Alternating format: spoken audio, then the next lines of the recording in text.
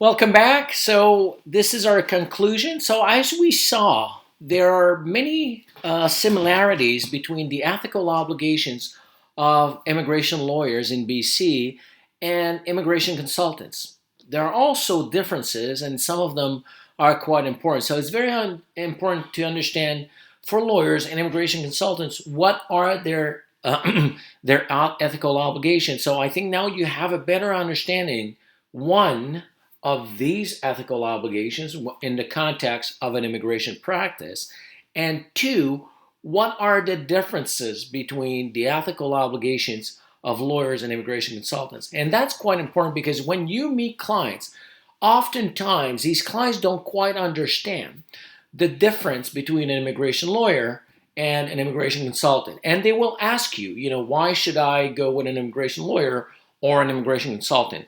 And sometimes understanding these differences can be useful in your practice to answer this type of question. For instance, and I used the same example earlier, if a client needs someone to represent him or represent her in a proceeding at the Federal Court of Canada, only a lawyer can do that. So these are the types of things that you must understand to make sure you're on the right side of your ethical obligations. So we took a look at various topics. So let me briefly come back on some of them. So, firstly, we look at Section 91 of IRPA, where you have a list of people who can represent and provide advice for consideration to clients. You do remember there was a distinction between representing a client and advising a client. I think that was quite clear, but keep that in mind in your practice, especially when you complete and submit the use of representative form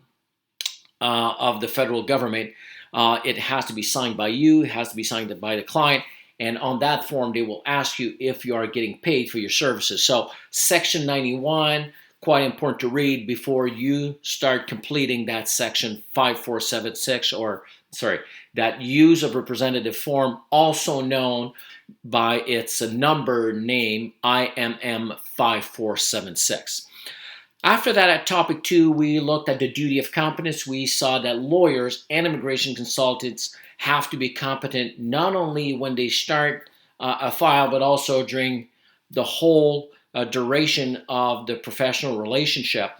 We saw that there are very little differences between their duty of competence, but still, one important aspect is to make sure that not only you're competent when you start working on the file, but you're also competent for the whole duration of the professional relationship with the client.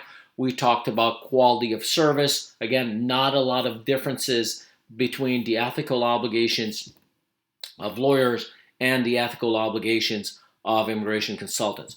Duty of confidentiality was our fourth topic. One of the most important duties we have as immigration lawyers or have for immigration consultants. So once again, we saw that the code for lawyers was a little bit more precise, a little bit more complete.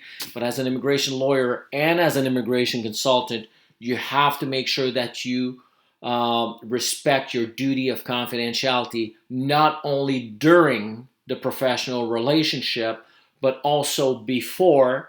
Sometimes you will receive confidential information from people who will never become your clients. That exchange of information is protected by the duty of confidentiality. And we also saw that the duty of confidentiality survives the retainer. So it applies after the termination of the professional relationship. So something to keep in mind.